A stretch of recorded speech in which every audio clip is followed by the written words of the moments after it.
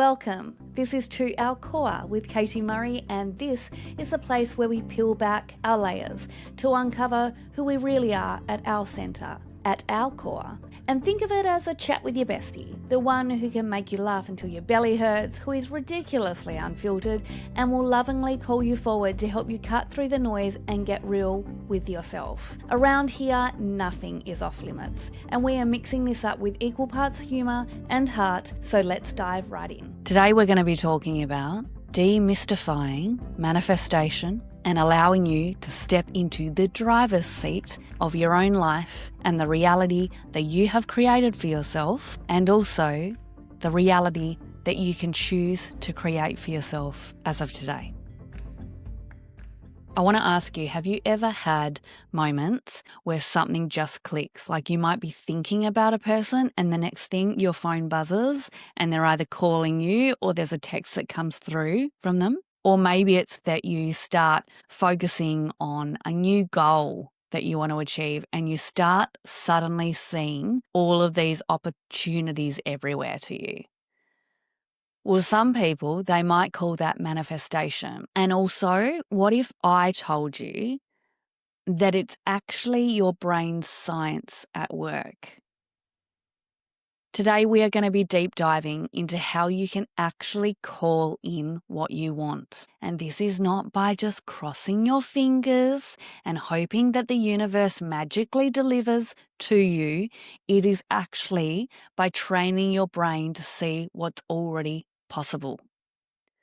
We have put blinkers on ourselves through our past experiences, from our conditioning, from our programming, what we were told as kids, our experiences, our memories have all allowed us to create a filter and a story on ourselves that says what is possible. And today, I want to explore a different perspective with you. I want to look at how there is actually neuroscience behind manifestation.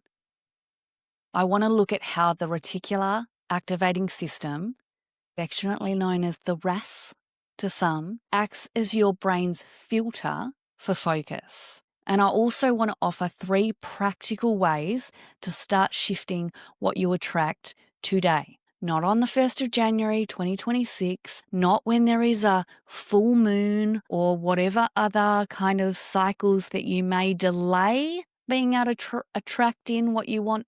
This is something that you can start using today. So the next time you ask yourself, how does it get better than this? You can actually know how to make it happen. So let's start with this. Manifestation has become a bit of a buzzword. You see it everywhere, you hear it, you see people manifesting, and you think, how did they get so lucky? Why did it work out for them? And for some, manifestation is about vision boards and affirmations. And for others, it just feels all a little bit too woo-woo. Yet I want to explain to you today that at its core, manifestation is simply about directing your attention toward what you want. Manifestation is simply about directing your attention toward what you want, rather than what you fear or lack. When you understand that attention shapes perception and perception shapes action, you soon start realizing that this isn't magic or luck, it is mental conditioning. Your thoughts aren't just nice ideas, or sometimes they're not even nice, but they're just not nice ideas that are like off in fantasy land. They are signals that tell your brain what to notice, what to prioritize, and what to ignore. And here's where the science gets really fascinating. The reticular activating system, or your RAS, is actually a network of neurons located in your brainstem. And its job is to act as a filter between the millions of sensory inputs your brain receives every second. And then it determines the handful that actually are going to reach your conscious awareness. So I've seen a statistic somewhere that, and I don't know how they get these stats, so don't come at me, but I've seen it consistently that it's about 11 to 12 million pieces of sensory input that we receive through our five senses every second. Can you imagine how overwhelming that would be if we had to consciously process each individual input?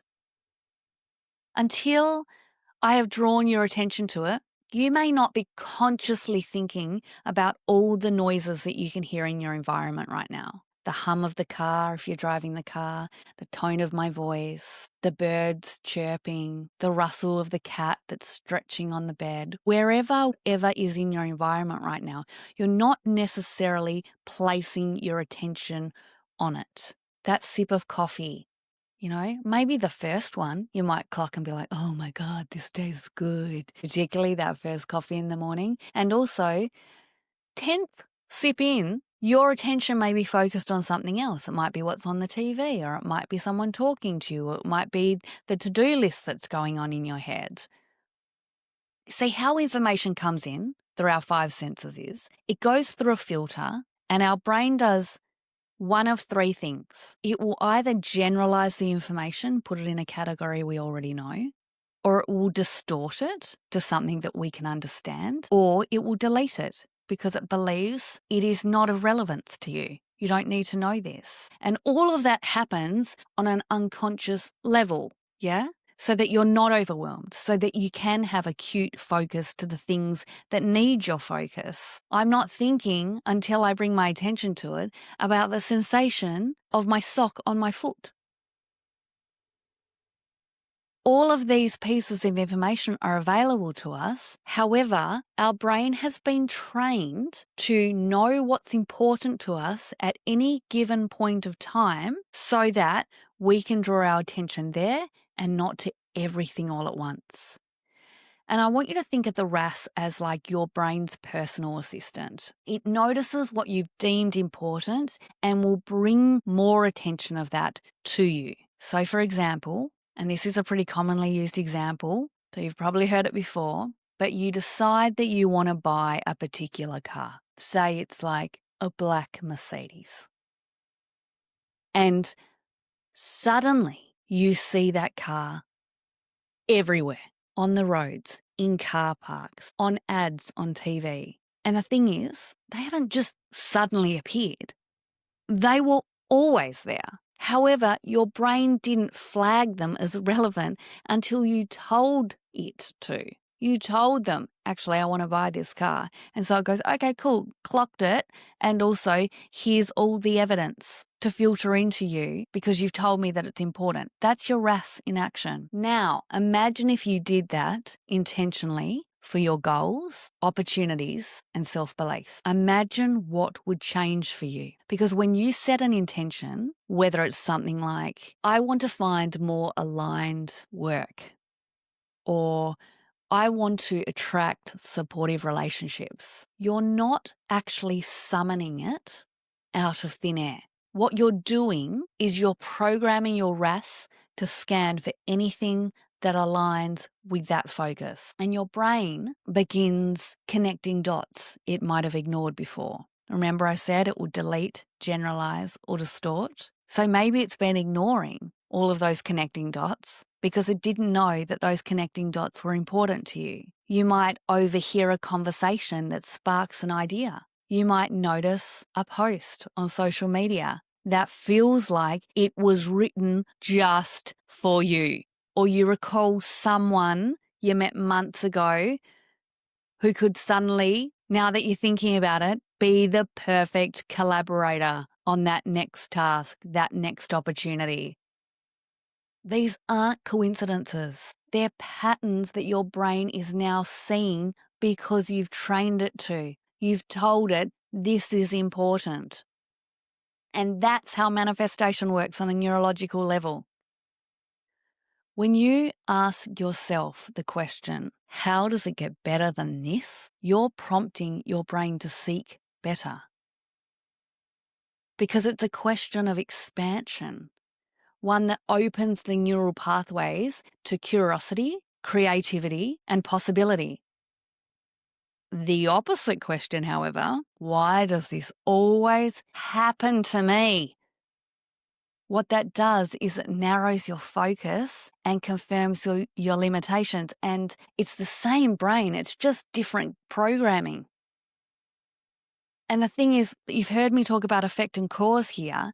Effect is where we believe that everything is outside of ourselves. I couldn't get the project done because of this. Or this happened to me, so that's why I was unable to do this. What about if the question, though, changed to, which would move you into cause, is how is this happening for me? And I'm not talking about toxic positivity where we've got to just ignore the elephant in the room. You're going to go through probably trials, challenges, adversity in your life, okay? You probably already have. And also, if you adopted the perspective of, why did that happen to me? You hand over your power. What about if instead you said, how is this happening for me? And then you open up, what are the lessons here? What can I gain from this? How can this benefit me? Where can I step into choice with this new wisdom and experience? Your RAS loves questions because questions demand answers. I often say to clients when they're in a coaching session with me, I put them in what's called a learning state, and it allows them to not have to consciously clock every single thing that I say.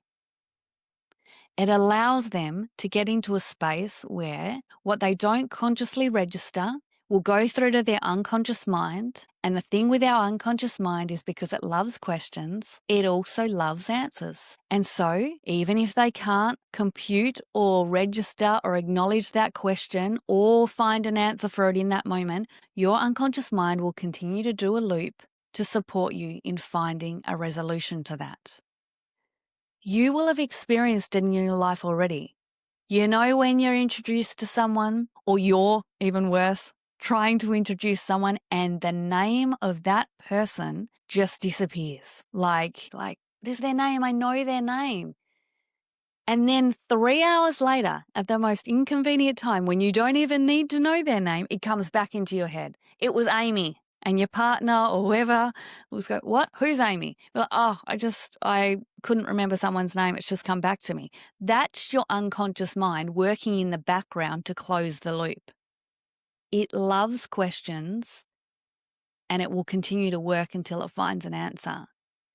And so when you ask empowering questions like, what else could be possible here? Or how might this work out better than I ever expected? Or what opportunity might I be missing here? Your brain begins scanning your environment, memories, and ideas that anything that you have in those things to find and fit that narrative. It's literally searching your internal Google for answers that support expansion rather than contraction. So that little phrase, how does it get better than this, becomes a micro activation of your RAS. It keeps you open, it keeps you receptive, it's alert to possibility, and it's searching. Because what do we know about the brain? It loves to prove you right. And here's where the loop completes. Thoughts create focus. You tell your brain what matters. Focus drives action. You notice chances others might miss. You hear things in meetings that other people might not hear, and you take micro steps towards them. Action creates evidence, so you start seeing real results. They may be small at first, and they reinforce your belief, and then belief strengthens thought. See how it's gone in a loop? Your brain now expects good things, and it keeps scanning for them. And this is how momentum builds. Not because you have somehow magically attracted this as an outcome, instead because you've trained your awareness to align thought, energy, and behaviour toward what you want. So let's talk about it in the alternative, and that's when and what gets in our way. from stopping us from manifesting everything that we've ever wanted. Block number one, confirmation bias. Your brain will absolutely look for proof of what it already believes. So if your inner dialogue is, things never work out for me, your RAS will show you evidence to confirm that because it loves to make you right. The shift, though, is to start small and just look for one piece of contradictory evidence. One moment where things did work out and draw your focus there. Block number 2 is over-identifying with lack. Where focus goes, energy flows. So if you're focusing on lack, what are you teaching your RAS to focus on? When you focus on what's missing, your brain is going to filter for more lack. So instead ask, what do I already have that supports where I'm going? Block 3 is passive wishing versus active co-creation. So manifestation isn't passive. You can't vision board your way to a new job without sending in the application.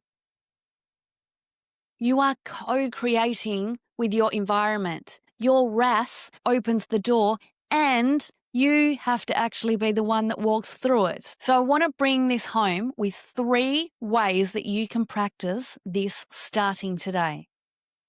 First of all, 1, the morning question ritual. Each morning, ask yourself, what do I want to call in today? And how does it get better than this? Because this primes your RAS to notice aligned opportunities and interactions all day long. It wants to prove you right. You just need to make sure that you're actually giving it the guidance to show it where to focus on.